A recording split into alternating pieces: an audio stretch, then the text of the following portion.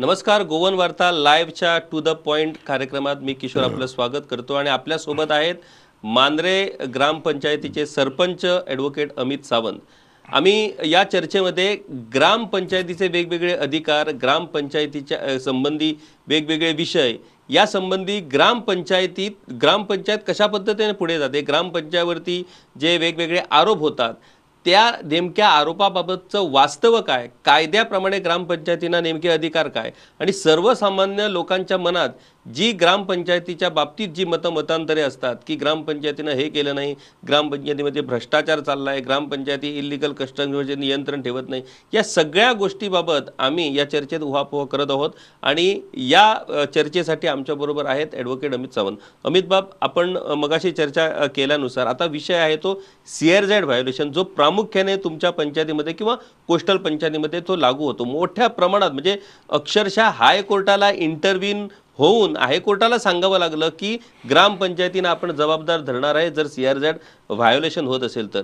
या CRZ व्हायोलेशनमुळे मोठ्या प्रमाणात पर्यावरणाचीही हानी होते आणि भविष्यात अनेक संकटं, म्हणजे नैसर्गिक संकटं ही त्या पंचायत क्षेत्रावरती उद्भवू शकतात. अशा पद्धतीने जर सर्रासपणे CRZचं व्हायोलेशन झालं, CRZच्या व्हायोलेशनमध्ये ग्रामपंचायती कुठे कमी पडतात आणि CRZ व्हायोलेशन होण्यासाठी ग्रामपंचायती कशी मदत करतात, काय म्हणजे खरे दोषी कोण आहेत याच्यात? आता CRZ कोस्टल रेग्युलेशन्स झोन, आता हायटाईड लाईन ज्याला आपण HTL म्हणतो, 500 मीटर्स लिमिटेशन भरती रेषा. सो त्यामध्ये कसं आहे की पूर्वी आपण जर अभ्यास केला तर आपल्या लक्षात येईल की मीही आश्चर्यचकित झालो. म्हणजे आता रिसंटली जेव्हा पंचायत नवीन स्थापन झाल्याच्या नंतर ऑगस्ट नंतर आता जे CRZ जे परमिशनचं भेटतं ते 5 वर्षासाठी भेटतं. ॲक्च्युली त्याच्या अगोदर ते परमिशन 1 वर्षासाठी होतं. 1 वर्षासाठी टू इरेक्ट टेम्पररी हट्स और टेम्पररी कॉटेजेस या आशयाचं परमिशन्स दिलं जात होतं. परंतु आता ते चक्क 5 वर्षासाठी दिलं जातं. आता 5 वर्षासाठी का म्हणून दिलं जातं हे त्या डिपार्टमेंटला योग्यरित्या माहीत असणार. परंतु CRZमध्ये जे काम जे चालतं, आता पंचायत त्या CRZच्या ठिकाणी जे NOC ग्रांट करते. आता जर पंचायतकडे जर त्या कन्सर्न जो कॉटेजेस चालवतो, हॉटेल चालवतो, त्यांनी जर CRZचं परमिशन आणून दिलं तरच पंचायत त्याला परमनंट NOC देऊ शकते टू रन अ बिझनेस. आता इरेक्शन NOC जी पंचायत देते ती erection NOC also depends on the CRZ NOC itself. GCZMA जेव्हा त्याला परमिशन ग्रांट करतं टू इरेक्ट टेम्पररी हट्स और टेम्पररी कॉटेजेस, त्या अनुषंगानेच पंचायतला पॉवर असते. On behalf of that erection NOC panchayat have to issue erection NOC. So त्यानंतर त्याचं CRZनं साईड इन्स्पेक्शन करणं गरजेचं आहे.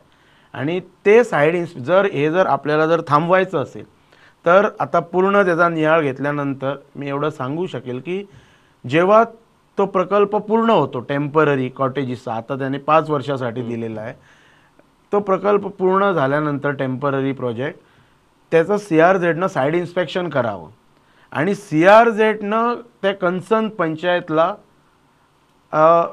लेटर इश्यू करावं किंवा डायरेक्शन द्यावेत की we have inspected the site and it is found that all the structures erected are as per the norms or rules and regulations of the CRZ. So त्यानंतर तो procedure योग्यरित्या मला वाटतं होईल असं मला वाटतं.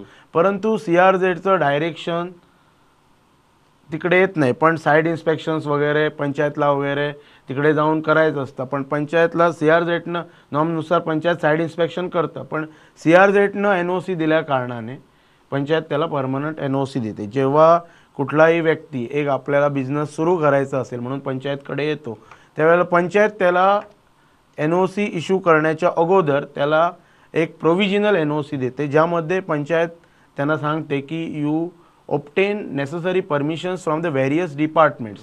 त्यामध्ये जर तो प्रकल्प CRZ एरियामध्ये असेल तर CRZ, मग pollution control board, FDA, health, fire NOC, all NOCs are mandatory.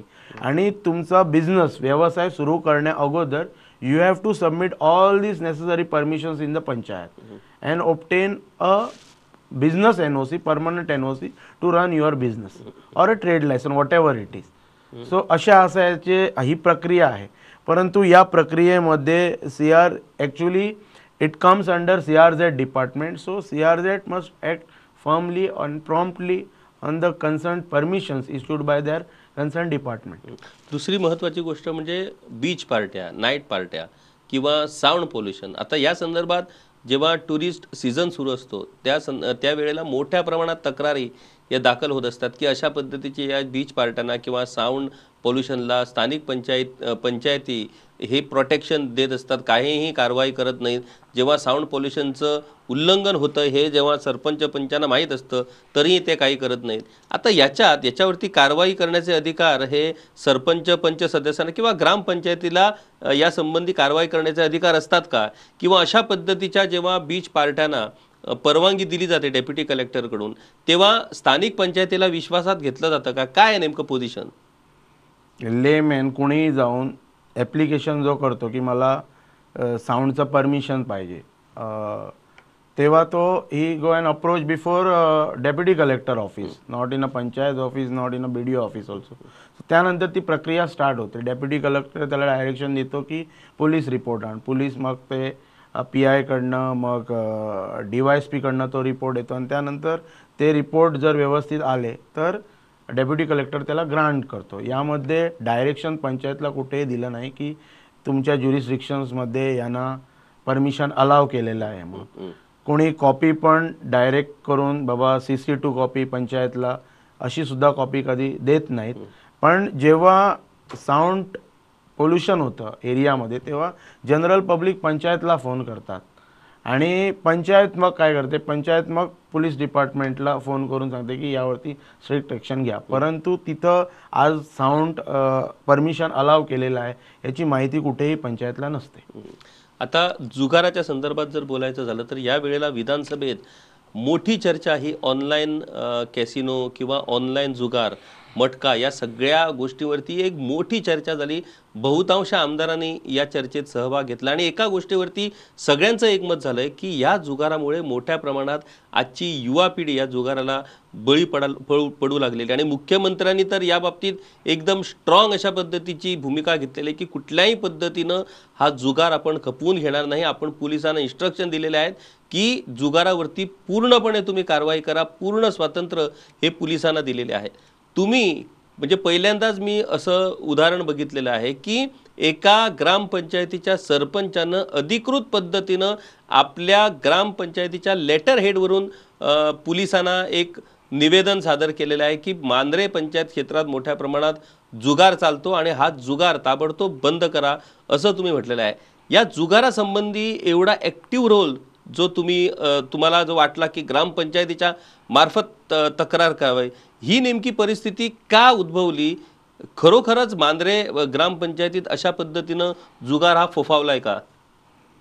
जुगाराच्या संदर्भात बघा, तुम्हालाही माहीत असेल की एकेकाळी पेडण्याचे आमदार असलेले मंत्री पण होते, आज ते राज्यपाल म्हणून कार्यरत आहेत असे श्रीयुत राजेंद्रजी आर्लेकर यांनी जुगाराच्या संदर्भात कडक मोहीम त्यावेळी पेडणे मतदारसंघामध्ये राबवली होती आणि जुगार पूर्णपणे बंदही केला होता. आणि त्यानंतरच्या निवडणुकीमध्ये त्यांचा पराभव झाला. त्याला वेगवेगळी कारणंही असू शकतात, मी म्हणत नाही की जुगारच हे एकमेव कारण होतं. परंतु त्याच अनुषंगाने मला असं वाटतं की जुगार आपल्या गावामध्ये असावा की न असावा हे प्रत्येक तेथील जो ग्रामपंचायतीमध्ये सरपंच आहे त्यांनी पुढाकार घेणं गरजेचं आहे. कारण जर आपण निहाळ घेतला परिसराचा तर आपल्याला माहिती पडेल, वेळोवेळी ग्रामस्थ बोलून दाखवतात, महिला वर्ग बोलून दाखवतात की जुगारामुळे कितीतरी घरं उद्ध्वस्त झालेली आहेत. दागदागिने गहाण ठेवून जुगार खेळणं हे पण कुठेतरी ऐकायला येतं. अशा प्रकारचे सुद्धा प्रकार घडलेले आहेत. तेव्हा आपला गाव या सर्व गोष्टींपासून दूर असावा असं मला वाटतं आणि त्यासाठी मी निवेदन पण दिलेलं आहे आणि मी मीडियाकडे मी बोलून पण दाखवलेलं आहे की हा जुगार पूर्णपणे बंद झाला पाहिजे आणि जी युवा पिढी आहे जी त्याकडे कुठेतरी भरकटत जाऊ लागलेली आहे ते कुठे थांबणं गरजेचं आहे असं मला वाटतं. आणि आज जर हे कुठंतरी कुणाला पुढं येऊन हे पाऊल उचलावंच लागेल. आज ते मी उचललेलं आहे, उद्या कदाचित दुसऱ्या गावाचा सरपंच उचलू शकतो. संपूर्ण पेडणे तालुक्यामधील जर सरपंच जर एकीकडे येऊन हा जर निर्णय जर घेत असतील तर ती एक चांगली गोष्ट होऊ शकेल आणि एक आदर्श तालुका म्हणून गोवा राज्यामध्ये आपल्या पेडणे तालुक्याचं नाव पण येऊ शकतं. मी इतर सरपंचांनाही आवाहन करेन की त्यांनी आपल्या गावामध्ये जर अशा प्रकारच्या जर आशयाचे जर अनैतिक कारभार जर चालत असतील तर त्याचं निवेदन आपले जे पेडणे तालुक्याचे निरीक्षक आहेत त्यांच्याकडे नेऊन द्यावं. It's a role of the police department to act on the illegal gambling activities. आणि मला असं वाटतं की पेडण्यामध्ये जे विद्यमान जे निरीक्षक जे आहेत लोखरे म्हणून ते अत्यंत कार्यक्षम अधिकारी आहेत, चांगले अधिकारी आहेत आणि ते खरोखरच याची दखल घेतील असं मला वाटतं.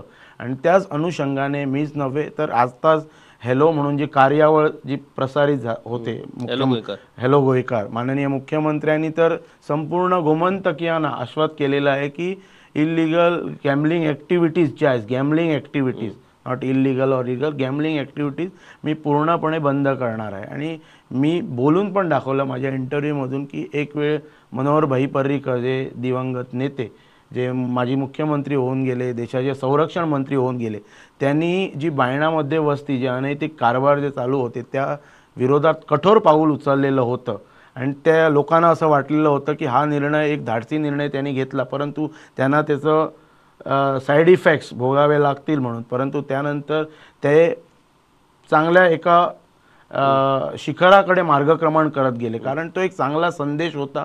अनैतिक कारभारांना आळा घालण्याचा पूर्णपणे ती बस्ती हे जमीनदोस्त करून एक चांगला पायंडा गोमंतकीयांना त्यांनी घालून दिला होता. त्याच अनुषंगाने आज जे गोवा राज्यामध्ये जे मुख्यमंत्री कार्यरत आहेत, he is a dynamic chief minister, evergreen chief minister and lot of expectations from general public.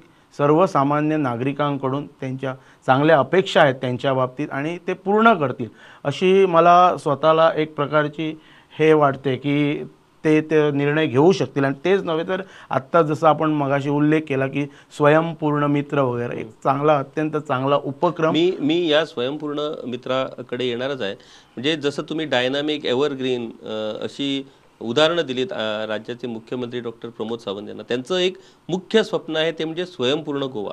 आणि हे स्वयंपूर्ण गोवा कधी बनू शकेल जेव्हा तुम्ही स्वयंपूर्ण ग्रामपंचायत, स्वयंपूर्ण पालिका बनेल त्याच वेळेला. आणि त्याच अनुषंगाने त्यांनी स्वयंपूर्ण मित्र ही संकल्पना राबवलेली आहे. अमित बाब, नेहमीच विधानसभेत जेव्हा चर्चा होतात तेव्हा प्रत्येक वेळेला एक अशी अपेक्षा असते ग्रामपंचायतीकडनं की त्यांनी स्वतः स्वयंपूर्ण बनावं, त्यांनी सरकारवरती अवलंबून राहता कामा नये. परंतु प्रत्यक्षात जर आपण बघितलं तर इवन घरपट्टी सुद्धा वसूल करण्यात कुठेतरी ग्रामपंचायती कमी पडत आहेत. स्वयंपूर्ण तर सोडात, सरकारची जर मदत नसेल तर कुठलंही काम हे ग्रामपंचायतीमध्ये होऊ शकत नाही. तर या स्वयंपूर्ण गोवा, स्वयंपूर्ण ग्रामपंचायत या बाबतीत आणि स्वयंपूर्ण मित्र जे नेमलेले आहेत सरकारनं, त्याचा खरोखरच ग्रामपंचायतींना लाभ होतो काय?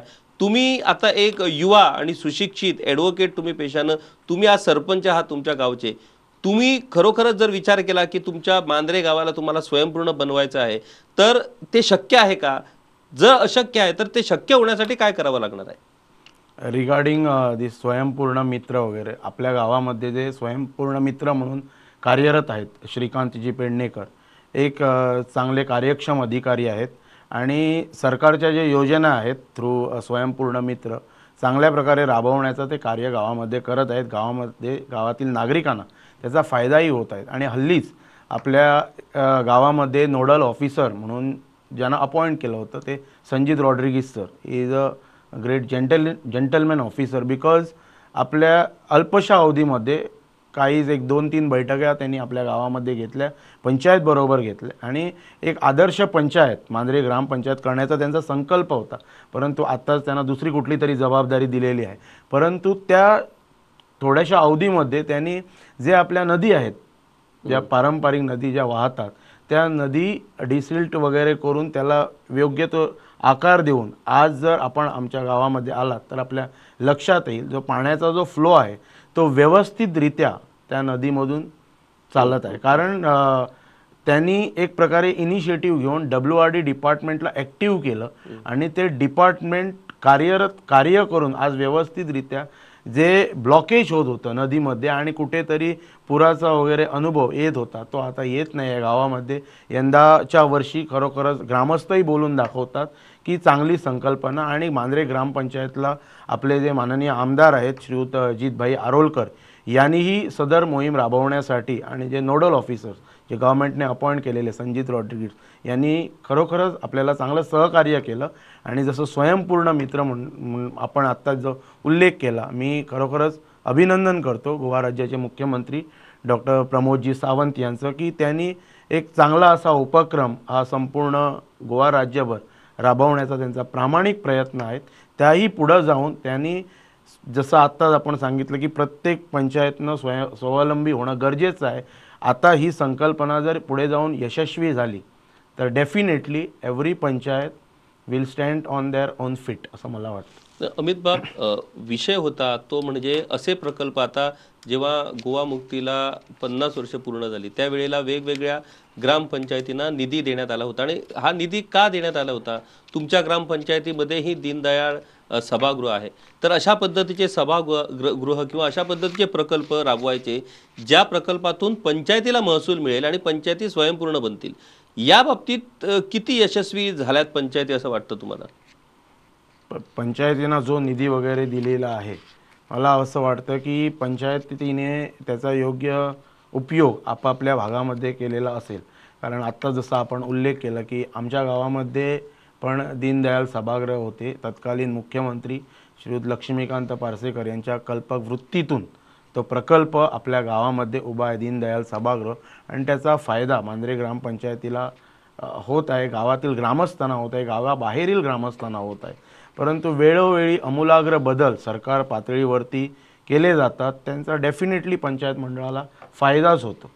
घरपट्टी वसुलीबाबत, आता घरपट्टी वसुली म्हणतानाच EH नंबर हा जो एक प्रकार आहे, म्हणजे काल परवाच्या दिवशी जेव्हा असेंब्लीमध्ये इलिगल कन्स्ट्रक्शन बाय मायग्रंट्स असा जेव्हा विषय आला त्यावेळेला असं अनेक आमदारांचं असं म्हणणं होतं की ते गेली अनेक वर्षापासून तिथं राहतात, ते त्यांना वीज कनेक्शन मिळालं आहे, त्यांना नळ कनेक्शन मिळालं आहे, ते बिलं भरतात, मग ते इलिगल कसे काय ठरू शकतात?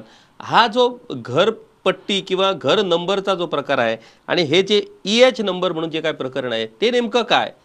Actually it is EHN existing house number. कसं असतं की जेव्हा आपण घर बांधतो, घर बांधताना आपल्याला आपली प्रॉपर्टी जर असेल तर ती प्रॉपर्टी सेटलमेंट असली पाहिजे. त्यानंतर त्या प्रॉपर्टीमध्ये आपण सनद ऑब्टेन केली पाहिजे. सनद ऑब्टेन करून आपला प्लॅन वगैरे अप्रूव्ह करून त्यानंतर ते construction licence technical clearance TCB डिपार्टमेंटचा घेतला पाहिजे. त्या आपल्या घराच्या प्लॅनला आपल्या गावामध्ये 0.6 FAR भेटतो, म्हणजे 60% आपल्याला कन्स्ट्रक्ट करायला मुभा भेटते फ्रॉम टेक्निकल क्लिअरन्स जो मिळतो. त्यानंतर ती पूर्ण फाईल पंचायतमध्ये येते फॉर रेझिडेन्शियल हाऊस अँड ऑल की मला कन्स्ट्रक्शन लायसन द्या रेझिडेन्शियल युनिट बांधण्यासाठी. सो त्याच्यानंतर पंचायत ती लिगल फाईल कन्सिडर करून जर त्यांनी सर्व प्रकारचे जर दाखले NOCs घेतले असतील तर त्याला ग्रांट करते. आणि काही ठिकाणी कसं असतं, हे सोपस्कार सर्वांना शक्य होत नाही. काही ठिकाणी ज्या प्रॉपर्टीला ओनर वेगळा असतो, त्या प्रॉपर्टीमध्ये टेनंट असतो, मुणकार असतो, ते आपलं घर एक्सटेंड करतात आणि कोण नवीन त्या प्रॉपर्टीमध्ये घर बांधणी करतात.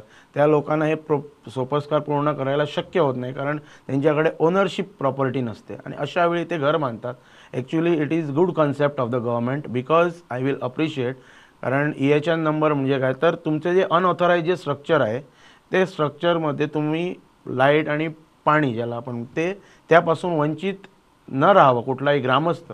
मला असं वाटतं तो एक त्याच्यामध्ये हेतू असेल. आणि दुसरं म्हणजे जो टॅक्स रेव्हेन्यू जो आहे, जो हाऊस प्रत्येक स्ट्रक्चरपासून पंचायतला एक प्रकारचा रेव्हेन्यू येतो, त्या रेव्हेन्यूपासून पंचायत कुठेतरी अलिप्त न राहिली पाहिजे किंवा तो रेव्हेन्यू पंचायतमध्ये आला पाहिजे, ही सरकारची संकल्पना आहे. बिकॉज EHN नंबर इश्यू केला म्हणजे तुमचं घर कायदेशीर होतं असं नाही. Because it is categorically mentioned in that while issuing the EHN certificate ki it is issued only and only for unauthorized structures which are not authorized structures, and you have to pay whatever the tax as per your size to the panchayat. So it is a concept of a revenue collection आणि त्या EHN नंबरवरती ती मुभा आहे की you can apply for electric connection and water connection, this much only. Devolution of पॉवरच्या बाबतीत नेहमीच बोललं जातं. आता मग त्या ग्रामपंचायती असतील, म्युन्सिपाल्टी असतील, त्याच्यानंतर जिल्हा पंचायत संस्था असतील, परंतु डिव्हॉल्युशनच्या पॉवरच्या बाबतीत कुठेतरी विधिमंडळ जे आहेत ते थोडं कचरतं. पंचायतींना, जिल्हा पंचायतींना जर जास्त अधिकार दिले तर आपलं महत्त्व कमी होईल. अमित बाब, एक सरपंच या नात्याने तुम्हाला काय वाटतं की प्राथमिक शिक्षण म्हणा किंवा प्राथमिक आरोग्य सुविधा म्हणा किंवा बाकीच्या ज्या काही गोष्टी असतील, आता RDA अंतर्गत वेगवेगळी कामं सुरू असतात, तर ग्रामपंचायतींना असे कुठले अधिकार जर मिळाले तर त्याचं चांगलं व्यवस्थापन सरकारी पातळीवरती होऊ शकतं? कुठले अधिकार ग्रामपंचायतींना मिळणं अपेक्षित आहे असं तुम्हाला वाटतं? सामान्य नागरिकाची अशी अपेक्षा आहे की आपल्या गावामध्ये जी ग्रामपंचायत आहे त्या ग्रामपंचायतीने गावाच्या हितासाठी कार्य केलं पाहिजे आणि जे ग्रामपंचायतीला अधिकार दिलेले आहेत त्यानुसार त्यांनी कार्य करून जास्तीत जास्त आपल्या गावाचा विकास कसा होईल यावरती आपलं लक्ष केंद्रित केलं पाहिजे. इथं बायफर्केशन किंवा डिव्हिजन वगैरे करण्याची काही आवश्यकता नाही, because there are limited powers for the panchayat. आणि MLAचं जर उदाहरण जर घ्यायचं झालं तर MLAना संपूर्ण मतदारसंघ असतो. काही मतदारसंघामध्ये 9 ग्रामपंचायत असतात, काही मतदारसंघामध्ये 8 ग्रामपंचायत असतात, काही मतदारसंघामध्ये 10-11 ग्रामपंचायत असतात. सो संपूर्ण मतदारसंघाचा विकासाचा भार त्यांच्यावरती असतो. पण मला असं वाटतं की ते जर एक सिंगल विंडो सिस्टमनं जर आपण चाललो की MLA, पंचायत, जिल्हा पंचायत सदस्य सर्वांनी जर एकत्र राहून जर कार्य केलं तर मला असं वाटते की त्या गावाचा विकास व्हायला वेळ लागणार नाही. आत्ता जसं आपण म्हटलं की कुठेतरी डिव्हिजन वगैरे काहीही नाही आहे, because MLA works at state level. Panchayat वगैरे जे आम्ही जे कार्य करतो ते आपल्या गावापुरती आपलं कार्य असतं. गावाच्या बाहेर रिक्वेस्ट करायला आपल्याला पॉवर नाही. बट MLAला एक गाव नसतो, भरपूर गाव असतात आणि त्या सर्वांना विकासभूम करणं म्हणजे ओव्हरऑल डेव्हलपमेंट करणं त्या गावाचं हे MLAची रिस्पॉन्सिबिलिटी असते.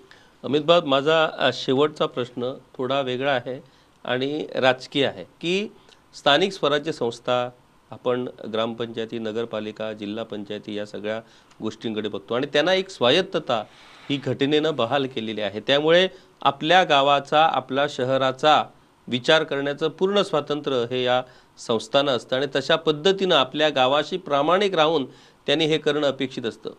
परंतु दुर्दैवानं म्हणा की जेव्हा जेव्हा ग्रामपंचायतीच्या निवडणुका होतात, निवडणुका झाल्यानंतर प्रत्येक राजकीय पक्षात स्पर्धा सुरू होते की या ग्रामपंचायती कुणाच्या आहेत. मग त्याच्यात आमदार, मंत्री, विरोधक, बाबा ही पंचायत अमुक आमदाराची, ती पंचायत अमुक मंत्र्याची, ही पंचायत अमुक याची. आणि मग एक खास फोटो सेशनही होतं. पणजीत येऊन मुख्यमंत्र्यांसोबत, आमदारासोबत फोटो घ्यायचे आणि आपण अमुक आमदाराचे माणसं आहोत, अमुक ह्याची माणसं आहोत. मला एक सांगा की पंच सदस्यांना, सरपंचांना अशा पद्धतीनं मंत्री, आमदारांच्या दावणीला बांधावंच लागतं का? जर ते एखाद्या राजकीय पक्षात जर सहभागी नसतील, राजकीय पक्षाचे सदस्य नसतील किंवा राजकीय पक्षाला त्यांचा पाठिंबा नसेल तर पंच सदस्य किंवा सरपंच म्हणून काम करणं शक्य नाही का? प्रत्येक नेतृत्वाकडे आपले चांगले संबंध असणं गरजेचं आहे. कारण जसं आपण असा उल्लेख केला की फोटो सेशन वगैरे होतं. आता कसं आहे की त्या भागातील पंचमंडळींना वाटतं की आपल्या गावाचा जर विकास झपाट्यानं झाला पाहिजे तर आमदार महोदयांचे आशीर्वाद असणं गरजेचं आहे. त्याही पुढं जाऊन जे विद्यमान सरकार जे कार्यरत असतं त्या सरकारचाही आपल्याला पाठिंबा त्या गावाचा विकास करण्यासाठी असणं गरजेचं आहे, कारण त्यांचे पण आशीर्वाद तेवढेच मोलाचे असतात. सो त्या अनुषंगाने प्रत्येकाची एक मेंटॅलिटी असते. तर त्यात मी म्हणेन की त्यामध्ये वावगं असं काहीच नाही. इट इज एव्हरीबडीज थिंकिंग की आपण कोणत्या दृष्टीनं विचार करतो.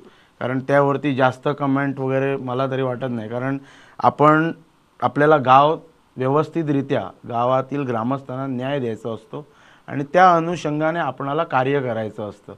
सर्वांचं सहकार्य हे आपणाला लाभलंच पाहिजे, तरच गावाचा विकास होऊ शकतो. आणि त्यासाठी सरपंच, पंचमंडळी यांना सर्वांचे दरवाजे खुले असतात आणि त्याच अनुषंगाने आज जर आपण ॲक्च्युली जर एक व्हिज्युअलाइजसुद्धा जर केलं तर आपल्या लक्षात येईल की कितीतरी पंचमंडळींचे चांगले संबंध असतात आमदार महोदया, त्याचा फायदा डेफिनेटली त्याच्या विलेजसाठीच होतो. सो फोटो सेशन वगैरे काय नाही, इट इज एक मेंटॅलिटी होऊन गेलेली आहे, आपल्याचा पाहण्याचा दृष्टिकोन होऊन गेलेला आहे की ही अमुक पंचायत या नेत्याची, अमुक पंचायत त्या नेत्याची. फायनली आपल्याला आपल्या सर्वांगीण गावाच्या विकासासाठीच त्या गावामध्ये राहून कार्य केलं पाहिजे. आणि जर तिकडे जर आमदाराचा जर सपोर्ट वगैरे असेल तर जसं आपण म्हणतो की सोन्याहून पिवळं, आणि अधिक सोन्याहून पिवळं होण्यासाठी विद्यमान सरकारचा सपोर्ट असणं गरजेचं आहे. अमित बाब, शेवटी राज्यात आपल्या 191 ग्रामपंचायती आहेत. अर्थात तुम्ही पहिल्यांदाच ग्रामपंचायतीवरती निवडून आलात आणि तुम्ही पहिल्यांदाच सरपंचपद भूषवत आहात. अनेक ग्रामपंचायतीमध्ये अनेक कार्यकाळ सरपंच राहिलेले, अनेक कार्यकाळ पंच सदस्य म्हणून निवडून आलेले अनेक ज्येष्ठ मंडळी आहेत.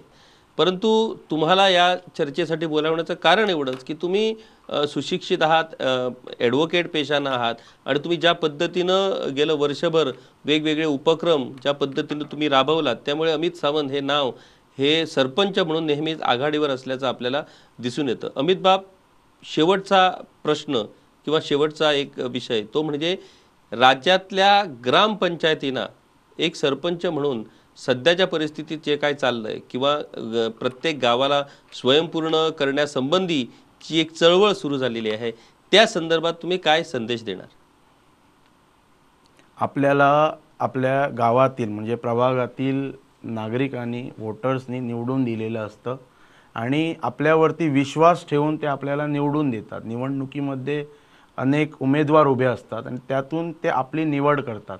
तेव्हा आपलं आद्य कर्तव्य आहे की आपल्याला ज्या प्रभागातून निवडून दिलेलं आहे त्या प्रभागाच्या विश्वासाला पात्र ठरणं हे आपलं आद्य कर्तव्य आहे, याची आपण सर्वांनी जाण ठेवली पाहिजे.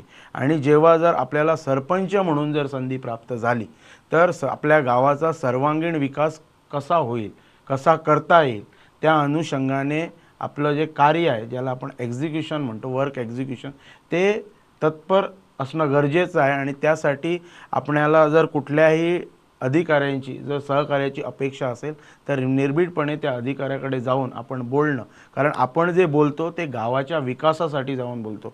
आपण जर आमदार महोदयांकडे जाऊन कुठल्याही प्रकारच्या जर सहकार्याची अपेक्षा केली तर आपला हेतू स्वच्छ असला पाहिजे की जी आपण सहकार्याची अपेक्षा बाळगतोय ती केवळ आणि केवळ माझ्या गावाच्या सर्वांगीण विकासासाठी मी आपणाकडून ही अपेक्षा बाळगत आहे. त्याच अनुषंगाने जे विद्यमान सरकार कार्यरत आहे त्याही सरकारकडे जाऊन हीच अपेक्षा बाळगणं, कारण लोकांनी आपल्यावरती विश्वास ठेवलेला असतो आणि त्या विश्वासाला पात्र ठरणं हे आपलं कर्तव्य असतं. 5 वर्षाचा पिरियड असतो, आपल्याला आपलं कार्य लोकांसमोर ठेवायचं आहे जेणेकरून लोक त्याची नोंद घेतील, नागरिक त्याची नोंद घेतील आणि डेफिनेटली लोकांचे आशीर्वाद, राजकारणी लोकांना आजच्या युगामध्ये लोकांचे आशीर्वाद हे अत्यंत महत्त्वाचे आहेत. नागरिकांचे जे आपल्याला जे प्रेझिंग करतो, नागरिक ज्या प्रकारे बोलून दाखवतात तो काम चांगला करतोय, अमुक व्यक्ती आपल्या गावामध्ये, अमुक व्यक्ती आपल्या मतदारसंघामध्ये उल्लेखनीय कामगिरी करत आहेत, अशा प्रकारची कौतुकाची थाप राजकारणामध्ये आल्यानंतर मिळणं ही प्रत्येक राजकारण्याची अपेक्षा असते. पण ती अपेक्षा जर आपल्याला परिपूर्ण करायची असेल तर त्या प्रकारचं कार्य आपण आपल्या लोकॅलिटीमध्ये करणं गरजेचं आहे. मला वाटतं अमित सावंत यांनी चांगल्या पद्धतीनं आजच्या या चर्चेचा समारोप करण्यासाठी जो मुद्दा दिला आहे तो म्हणजे सर्वसामान्य नागरिकांचे आशीर्वाद हे राजकीय नेत्यांसाठी खूप महत्त्वाचे असतात आणि या आशीर्वादामुळेच आज वेगवेगळे राजकीय नेते हे वेगवेगळ्या हुद्द्यावरती, कुणी मंत्री बनतो, कुणी आमदार बनतो, कुणी सरपंच, पंच, नगरसेवक, नगराध्यक्ष ही पदं इथे भूषवत असतात. आता आपली एक मानसिकता अशी झालेली आहे की राजकारणी म्हटल्यानंतर तो मग पंच सदस्य असो किंवा राज्याचा मुख्यमंत्री किंवा कुणी असो, ते भ्रष्टच असतात, अशा पद्धतीची एक मानसिकता ही आपल्या डोक्यात गच्च भरलेली आहे आणि त्यामुळे राजकारणात कुणीही माणूस प्रामाणिक असू शकत नाही ह्या भ्रमात माणूस हा वागत असतो. आणि त्यामुळे जे कुणी राजकारणात प्रामाणिकपणे काम करण्याचा प्रयत्न करतात किंवा प्रामाणिकपणे लोकांना मदत करण्याचा, आपल्या गावाच्या विकासासंबंधी वेगवेगळ्या योजना राबवण्याचा प्रयत्न करतात, त्यांचीही कुठेतरी निराशा होते की आपण प्रामाणिक असूनही लोक आपल्यावरती अशा पद्धतीचा संशय घेतात. आता लोकांच्या आशीर्वादाशिवाय कुठलाही राजकारणी हा यशस्वी होऊ शकत नाही. त्यामुळे नेहमीच राजकारणी म्हणत असतात की तुम्ही पत्रकार म्हणा किंवा विरोधक म्हणा, तुम्ही कितीही जरी आरोप केले तरी लोकांचा आशीर्वाद आपल्यासोबत आहे आणि त्यामुळेच आज मी राजकारणात आहे. त्यामुळे ते टीका करणारे लोक बरोबर की लोकांचा आशीर्वाद मिळणारे ते राजकीय नेते बरोबर, हे प्रामुख्याने ठरवावं लागणार आहे. आणि यानुसारच आपल्या गावांचं, आपल्या शहरांचं, आपल्या राज्याचं भवितव्य ठरणार आहे. आज अमित बाब यांनी खूप चांगल्या पद्धतीनं वेगवेगळे विषय जे ग्रामपंचायतीशी संबंधित विषय आहेत ते आपल्याला योग्य पद्धतीनं त्यांनी समजावून सांगितले.